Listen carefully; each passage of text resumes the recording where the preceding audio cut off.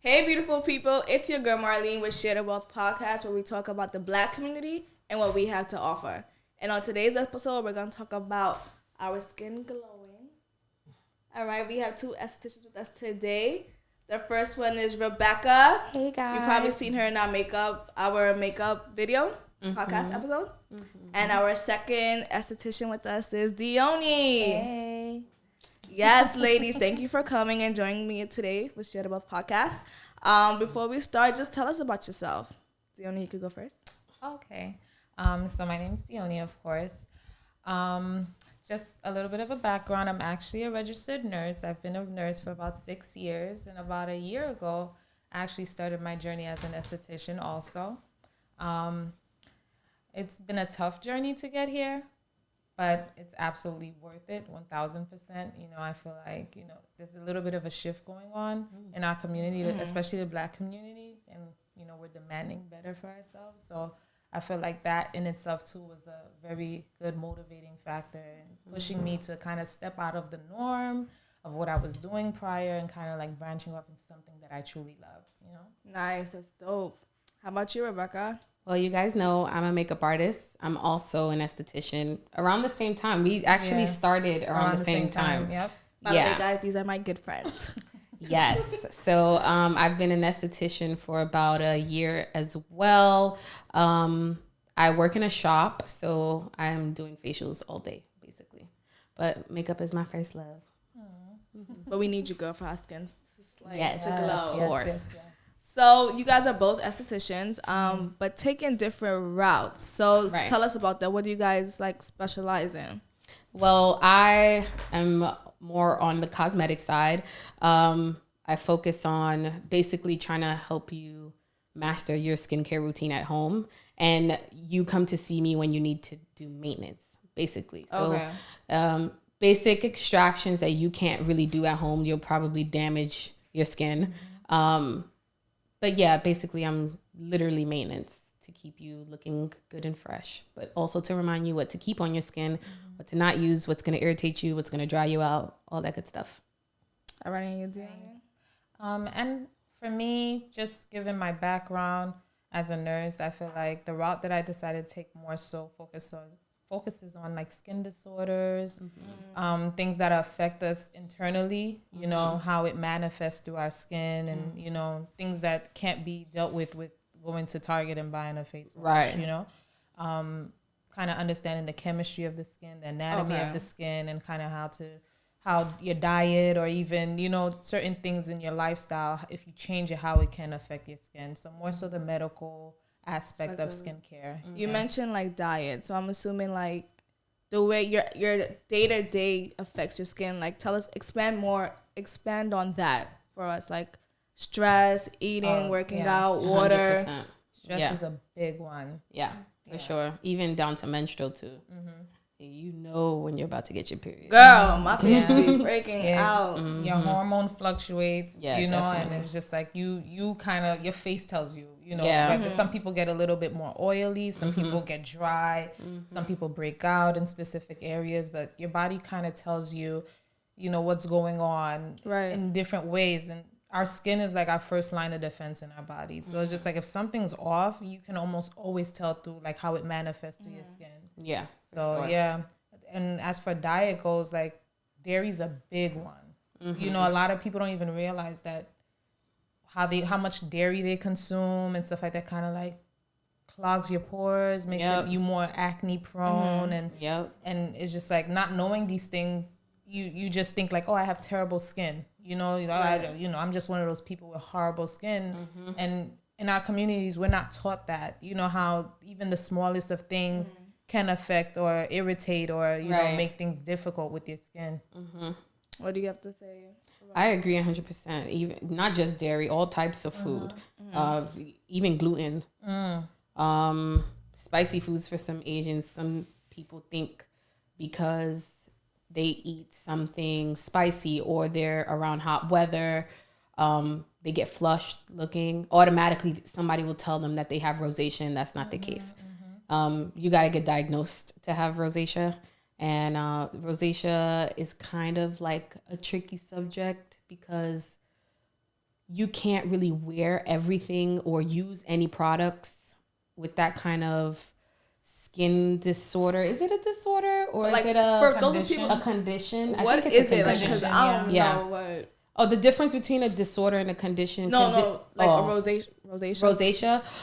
It's kind of like inflammation in your face. Yeah, but it's not like something that you can cure. It's not something that you can get rid of. It's managing it. Yeah. Oh, okay. It's just like kind of keeping it at bay a little bit. You just got to learn what to use, what not to use. You can't really get rid of it or cure it. Is there a specific thing that you shouldn't use if you have it? Like, well, it depends us on as Black people, we don't suffer from that. Yeah. Oh, okay. It's more of someone on the lighter scale. White people. Yeah. So, like, for example, because it's true, because rosacea is more so associated with like a thinner skin type. Okay. So it's not common in like people of color because just biologically our skin is thicker. Right. So you'll find that in your fairer skin types, you know? That side of the spectrum. Yeah. Definitely. Got it. So we're talking about what's good for our skin. So what's the best brand for us dark-skinned women and men? Because, you know, there's men out there who like to take care of their skin. Yes, I am a strong advocate for Me skincare too. women. I put my boyfriend on a regimen. He already know the deal. Yep. Definitely. So like, what are good brands for us? Like, I don't want to target just one because not one has everything for us. I literally have little things from different areas. There's not what? Well, in terms of certain acids, sorry, my sister loves me. In terms of certain acids, hyaluronic acid is always good for your skin. It's a form of hydration that you can use. But in terms of brands, literally you can range from low to high. You can go to what's that spot called? It's really affordable and they have everything. The Ordinary. You could literally go from there to even as high as Image. Yeah. And both are really good. Both are really pure in terms of the type of hyaluronic acid. It just literally ranges from brand to brand. I use Urban Skin RX. It's for people of color. I use their vitamin C. That's pretty good. And I also use their face wash. They have 3 different types though. So I guess whatever caters to you too. Okay. So tell us about you guys' regimen, like your daily regimen. Where should I start?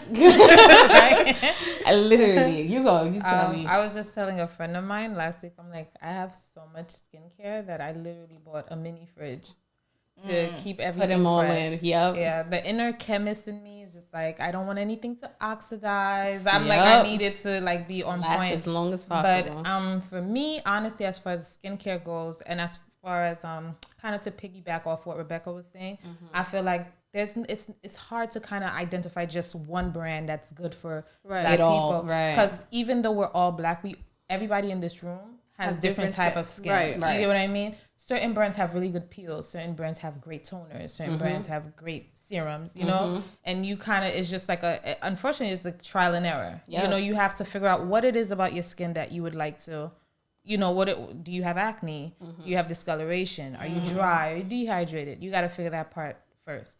Then it's just like you have to be realistic with your habits. You know, am I going to be somebody who's going to do a 7-step skincare routine before I go to sleep? Every day. Like, are you going to do that? Right. You know, some people won't. I will. You know, Me too. 3 a.m, I'm here toning. Washing. Yep. Right. So, me too.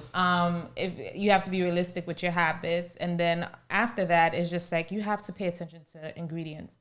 A lot of people I feel like right now is a big thing with influencers using, you know, different skincare. They're like the new marketing, you know, and it's like, it's great. Don't get me wrong. I have no issue with that. But sometimes things can be misleading because you have people who aren't as well versed in an area promoting something, you know, so plus it could just be for the check. Your skin is not my skin, so I don't know. Yeah. So it's just like you have to be careful with all of those things. But as for me, I know I have oily combination skin. Right. So right off, I need a good cleanser. I need something that's gonna really wash everything away. I do pre-cleanse also before I would go in with the cleanser. It's just like, just kind of getting the debris off, the oiliness, and then go in with a cleanser. I tone. And because I'm oily, I always like to go in with like something to exfoliate, just to get rid of the buildup and tone and moisturize. And of course, serum, you know?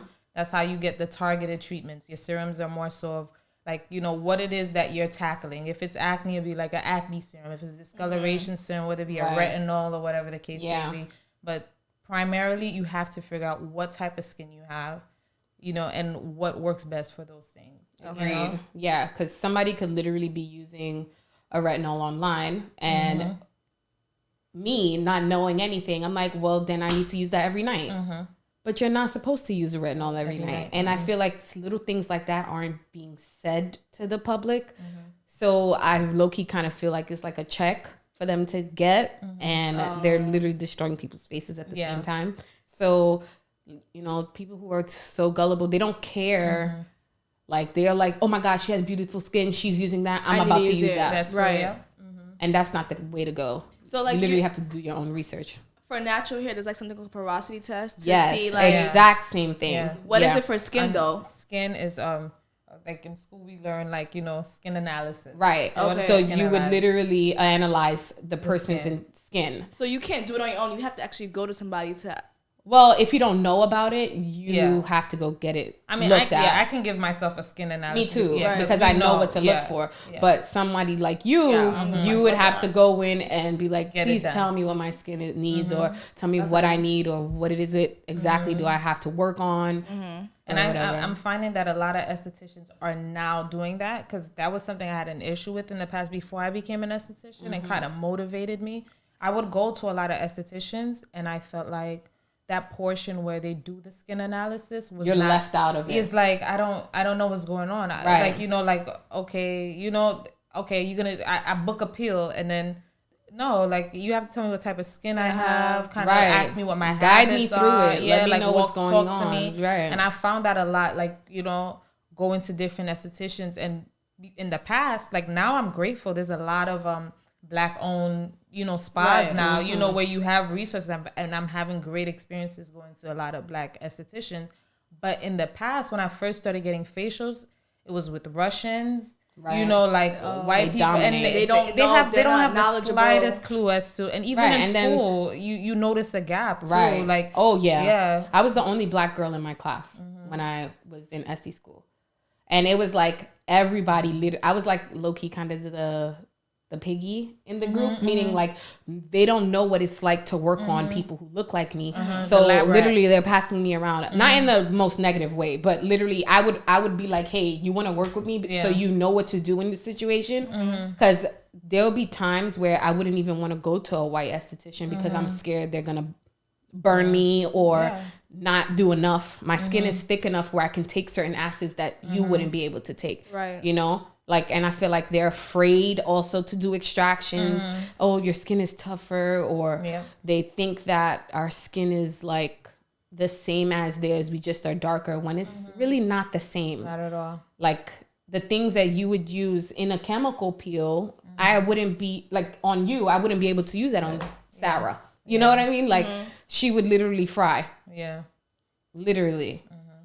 Yeah. And then there's to piggyback off chemical peels. There's different peels for different things, you know, and it's just like the average person doesn't know that. You know, you really need to sit down with someone and kind of just like talk to you and weigh out your options. Okay, thinking about Fitzpatrick types and stuff like that. Like a Fitzpatrick type is like basically a scaling system depending on your level of melanin, you know, and things that you are more susceptible to or not susceptible to. So someone with a Fitzpatrick 1 is highly cannot stand in the sun for more than 10 minutes because they'll sunburn. Whereas somebody with a Fitzpatrick 5 or 6, is they can. They can. They have more resistance, to the sun's rays of UV damage and so forth. But it's just like understanding these things is not one package deal that works for everyone. Yeah.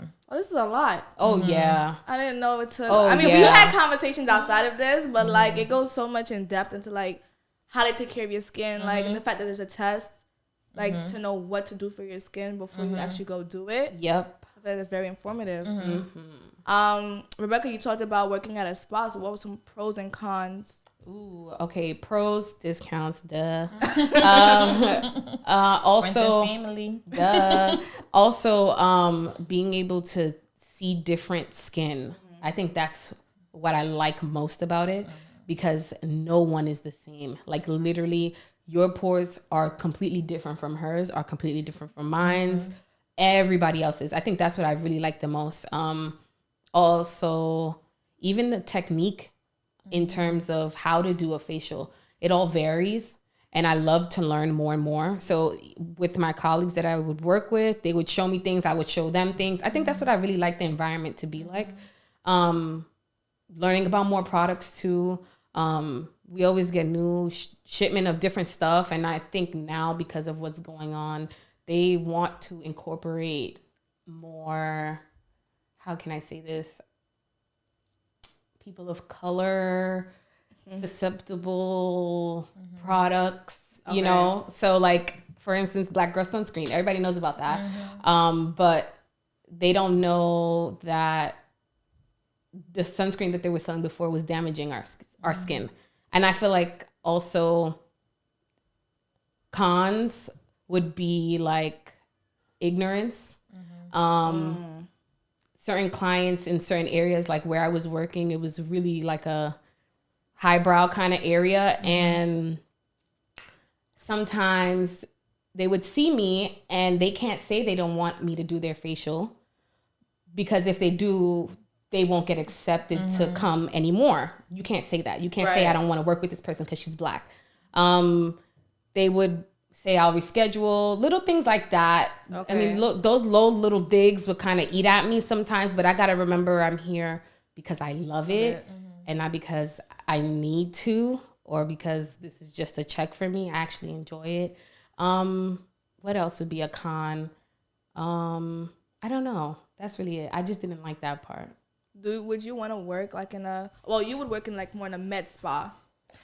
Yeah, I don't, and I really wouldn't mind working in a regular like day spa or something like that. For me, I feel like to ever be in a position to kind of help people or teach people, 'cause for me, that's my biggest thing. I want to be able to teach people, especially our peers and, our families, like, like, teach them ways of not, like you have if you have a scar, you don't gotta go buy a lightening cream. Right. That's literally, like there's different options, that is safe for your skin. So for me, I love having experience, because only through experience will I have learned everything that I know. So I wouldn't mind working in a day spa. Yeah. But definitely a med spa, long-term goals, or even short-term to an extent, I would love to be able to be trained in like, laser and, those sorts of things, kind of do things in a more advanced setting. Yeah, got it. For sure. You mentioned sunscreen. Honestly, growing up, I didn't think we need sunscreen. But you need sunscreen, girl. I feel like that's like a little myth that we all growing up used to think. I'm dark skin, I'm good. Like okay, but what about the people back at home? And I got an answer for that. And that's and you see, because that was my question. I went to school. I'm like, listen, there's people in Africa. And okay, so what it is with sunscreen, when you're instructed to wear sunscreen, it's not literal protection from the brightness of the sun. Yep. It's the rays, the ultraviolet rays from the sun that damage your skin. These rays you can't see, by the way. You cannot see these rays. So it's not because the sun's shining bright. So that's why you're supposed to wear sunscreen all the time.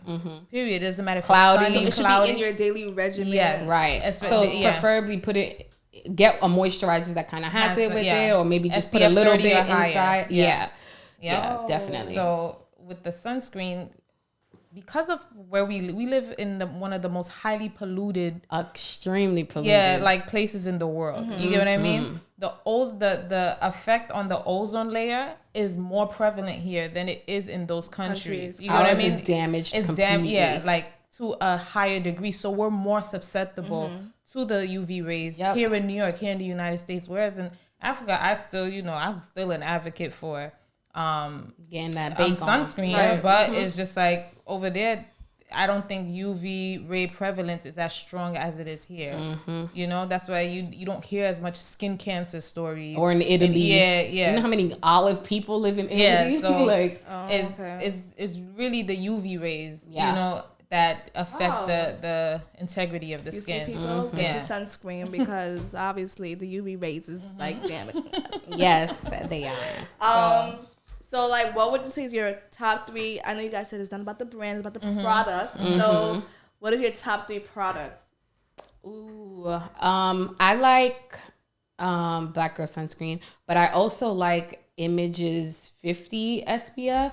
Let me be clear. Top 3 products just in like skincare. Like you can't. Well, I still like that. Okay, you can't live without. Oh no, you can't live without sunscreen. No, I love that. Obviously, well, soap, meaning for my cleanser. I really like double cleansing like a lot because I could literally get the oil gunk off my face first before I go in with a cleanser. But if I had to just choose 3, I guess my regular cleanser by Urban Skin, I would do maybe like a serum, maybe some niacinamide, and then my sunscreen. That's it. Okay. Oh wait, can I stick an exfoliator in there? Go ahead. All right, so as far as cleansing goes, like I'm like a Dermalogica fanatic. Oh yeah, I love Dermalogica. Some people don't. No, I like it. And I understand why, but for me is that I feel like Dermalogica gets the job done without overdoing it. You get what I mean? I have oily skin, so whenever you have oily skin, you tend to be recommended products that kind of a little stripping.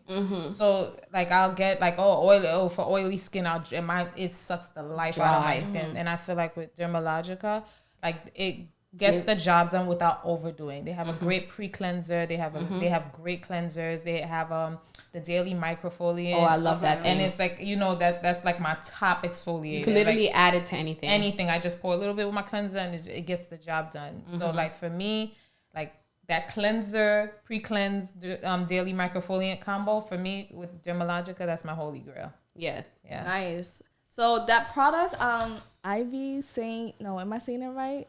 That exfoliant scrub. St. Ives. St. Ives. How do Throw you it away. Throw it away. Poison. Throw it away. That Throw it away. question. Throw it Black away. people Throw it don't away. Throw it use away. St. Ives. Why? Please. Okay. That apricot scrub. It's not actual apricots, first of all. It's not apricots that they crush and put It's actually walnuts. Okay. That's literally gaping holes in your face. Seriously? Yeah, Yes. The walnuts, when they looked at it microscopically, they're very jagged. So as you're scrubbing your skin, you're like scratching it, microscopic scraping. So it might not be an immediate effect. You might feel like, oh wow, this really like exfoliated my skin. feel it. Yeah. But in the long term, you know, at the end of the day, you know, one of the biggest things with skincare is aging, you know. So like, people are making sure they don't have acne and this, but in the long run, it's aging. You always want to look your best. You want to look young or whatever. That's one of the biggest markets in skincare. You know, anti-aging. So with using stuff like that, you're creating these microscopic tears into your skin. And right now, it might not look at it, but when you're 35 and you're like, wow, like my skin, my skin is not bouncing back the way it was. It's just like all of these are like, it's as if like a compound effect that kind of affects you later on in the game. It's delayed, but it will pop up. Definitely. You will regret it. What are some other products we shouldn't use? Don't get me started. I don't even know where to start. Don't get me started. You know what? We could get into products all day long. The one thing I would advise anyone is go to your local esthetician, get a skin analysis. That's it. Okay. Yeah. At least get the base for at home. If you're not going to come monthly to get your skin checked out, at least go one time. Tell me what I need. Tell me what I should work on. Tell me what products I should stay away from. Yep. And build from there. At least, you know, your at-home skincare routine is intact. So, you know, you're not suffering in the long run. Yep. But for those who are not going to make that monthly commitment, I say just go and see someone, get analysis. All right, y'all know me. Y'all seen my face before. Let's do one right now. I need a lamp. I need a magnifying glass. Oh, God. Yeah. Definitely. But this from, like, the years. Like... You have beautiful skin. I guess. You do. You do. You heard it here. But as far as anything, it's just like maintenance. It's really I'm really bad with that. Yeah, maintenance. I think that's how you can tell too, even down to the little things like changing your pillowcase. That stores so much bacteria. You have no clue. Our body literally sheds daily, and if you don't clean that, it's like dead skin from last week is on your pillow and you still sleeping on it. Yeah. Think about that. So, like, what would you suggest? Like, every day change it? Every 2 days? Every week? Once a week. At least once a week. Me, least. I do it every few days because I'm just so paranoid about, like, I can't. I feel like, okay. Yeah. You better be listening, guys. Like, this is, like, real shit right here. Yes. Don't be dirty. Especially the dudes. Who are the people that you looked up to on your esthetician journey? Like, ooh, that's kind of hard. I feel like I didn't see black. That's why mainstream. Yeah, that's kind of what made me feel like, you know, something like, let me figure this out. And see what it is that's out here, because there was not one person I can say is just like, oh wow. I mean, there's like people who had their own brands and stuff, but there's not really one main person. There are a few people that, you know, in terms of influencers, that, you know, I appreciate their knowledge, but kind of after going through the whole process of becoming an esthetician, you even realize like they don't even know what they're talking about. They don't know as much as they should to be promoting certain things. Right. Like, there's so many fragrance-filled products that they're pushing out there.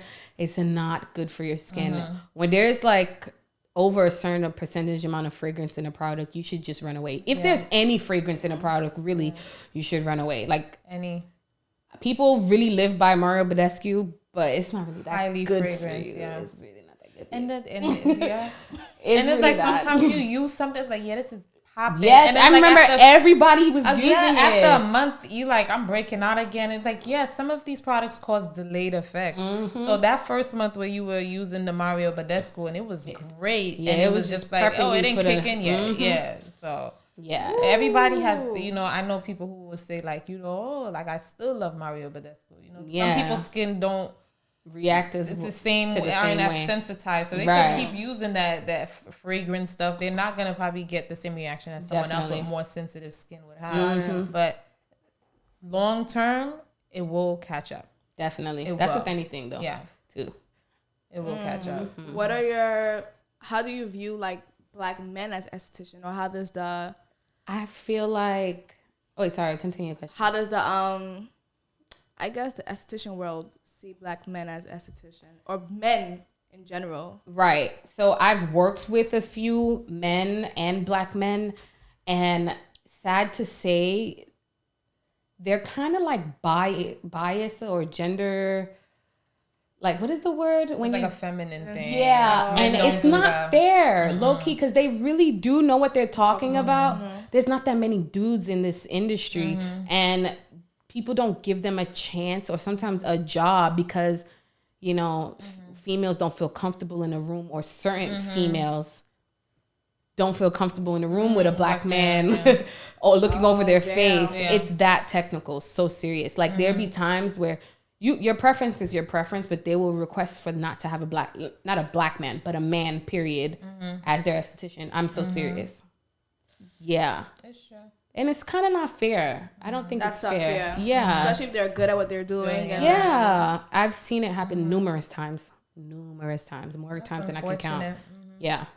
So would you say you guys are knowledgeable in different types of skin? Like, I would say I'm well versed. Yeah. Okay, so I'm gonna ask a question. It's kind of a lengthy question. Okay. So for like a dry skin, what are your tips for people with dry skin? There's not just dry skin. Okay, so there's like dry and oily, dry and... there's combination, there's dry, but there's also so many different factors to the person. Sensitive? Right. Are you a sensitive dry person? Or because you can't just use anything on someone who's sensitive. Right.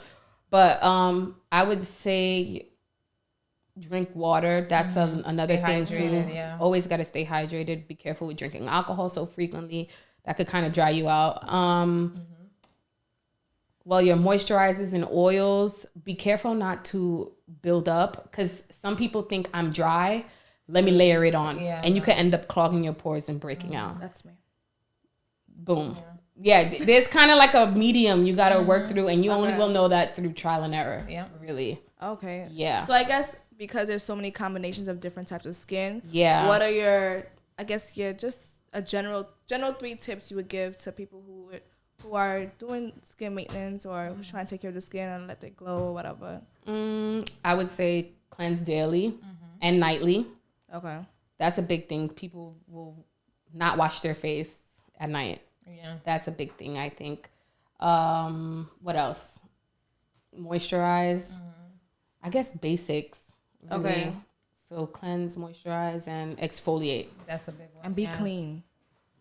Yeah. That was gonna be to my 3. To steal from Rebecca, exfoliating is a big deal. Okay.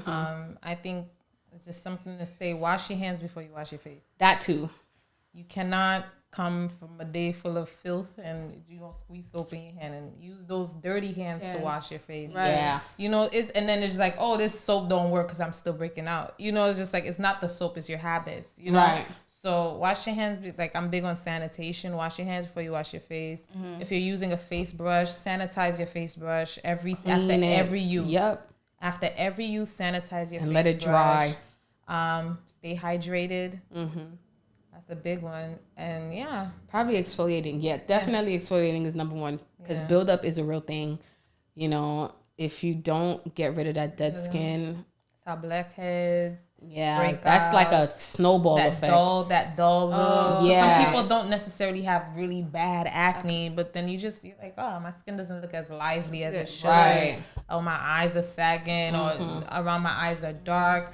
And I was just realizing the other day, a lot of, like, you know, the dark it's like a lack of sleep, stress, dehydration. It's just like, so instead of before running to Sephora and buying an expensive eye cream, like, you know, like, let's rehydrate, like, you know, let's eat better before, you know, we go buy things that's not even created for us, right? You know, so with COVID this year, how has that affected you and your brand, or you going to get facials? Like, do you trust people now? Do you are you a bit iffy when you go there? I mean, as an esthetician, period, you're supposed to be clean. Right. You're supposed to sanitize everything down to the bottles that you're using between every use. Every time, between every client that you use, you're supposed to sanitize literally everything, down to the bed, down to, you know, the bottles, the counter, literally everything. So it's not that much of a difference in terms of in the shop,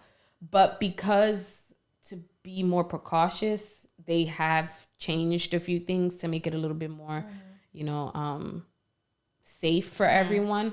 But we was already doing this before COVID, but because COVID shut down everything for so many months, it's like we're starting all over again, back in school. Literally, I feel like I'm back in school again. Like sanitation, and stuff like that. Yeah, but you was already supposed to be doing things like this before. Yeah, I agree with that completely. Like, even before when COVID hit, I remember there was like this big mask shortage, and I had like so much masks. Like, I was good because that's something we use. You know, that's something that's the norm for an esthetician to have masks. You know, like sanitation was like number 1 rule of anything aesthetics. Always. Sanitation. To even pass the boards, like the biggest points that you can lose in terms of is through sanitation. Yep. That makes sense. Yeah, you're touching other people. Yeah. Like, so, the mucous membrane, like I said, literally your eyes, your nose, and your mouth. Yep. And then literally, you can get sick through all those doors.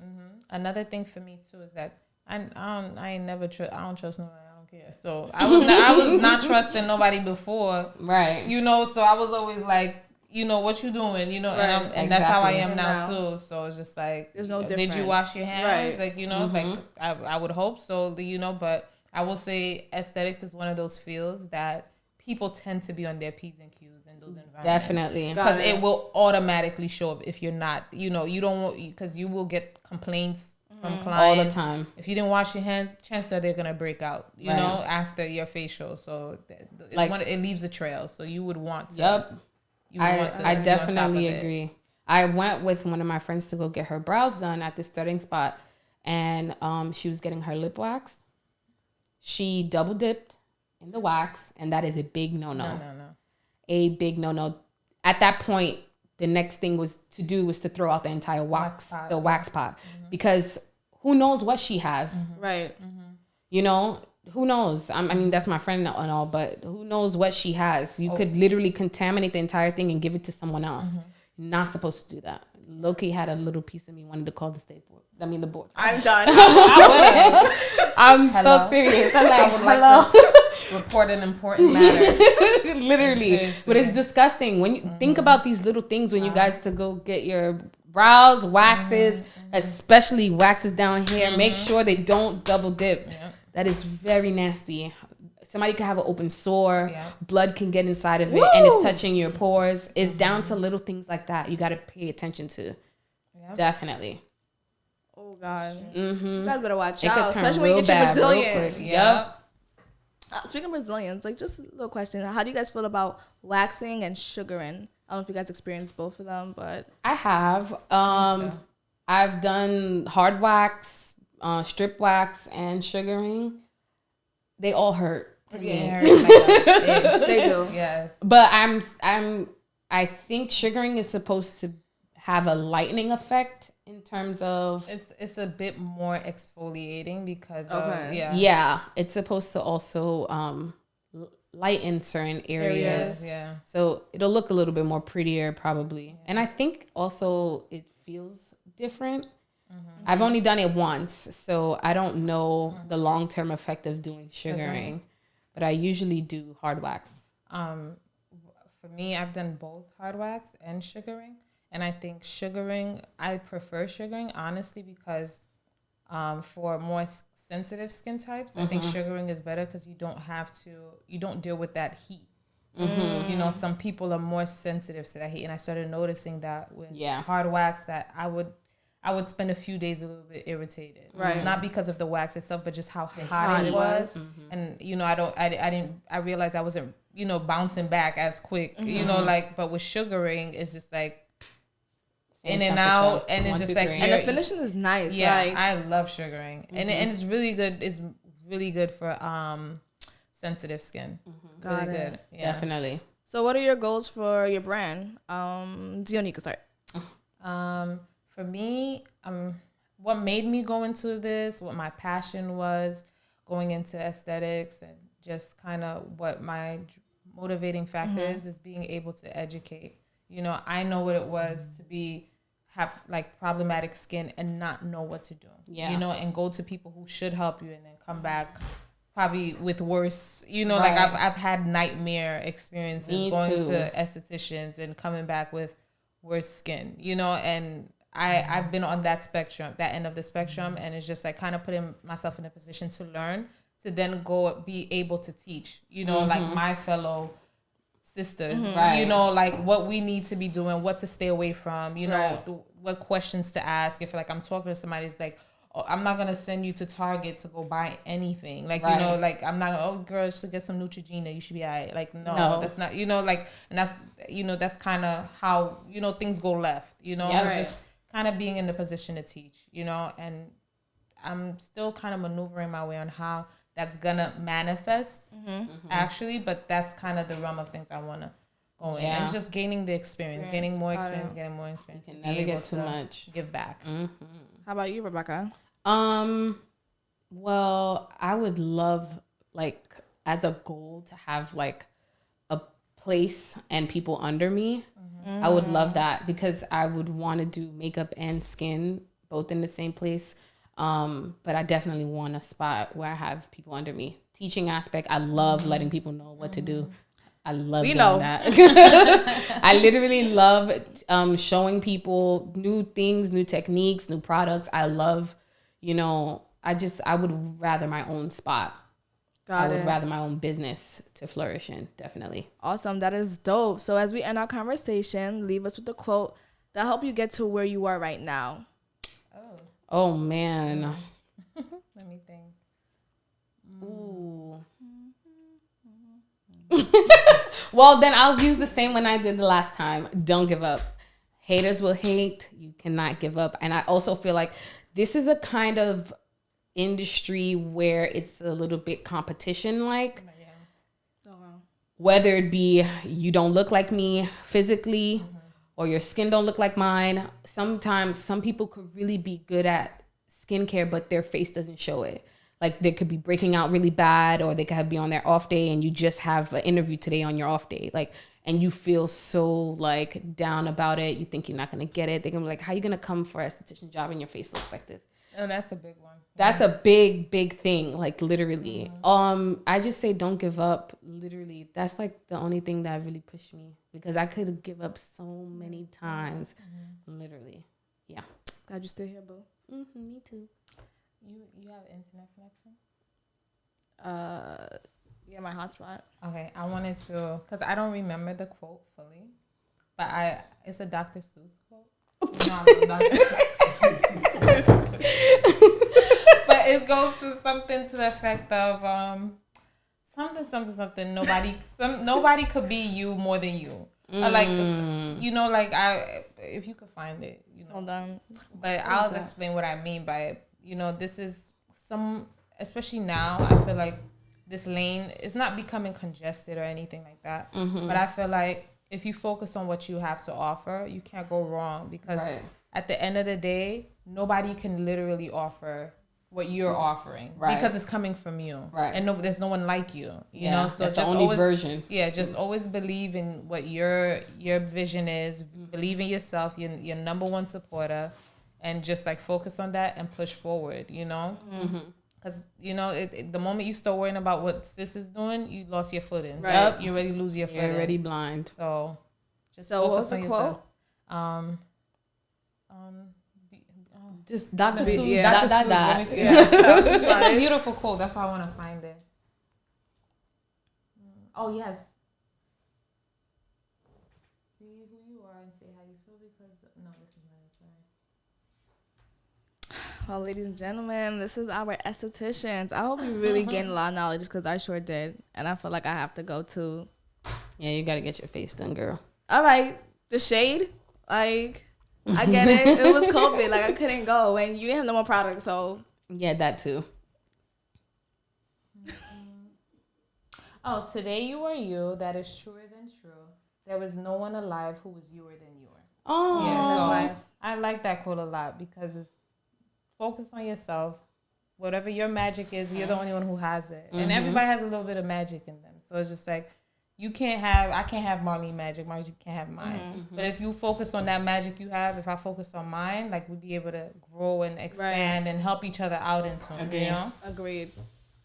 Well, ladies, thank you for coming here today. We appreciate it. Thank you for having us. Hope you were able to find the motivation to put yourself out there and elevate our community. Before we head out, let's give a shout out to IMS for the production of Share the Wealth podcast, and INI Studios for providing the space. Nope. Hope you enjoy, viewers and listeners. Thank you.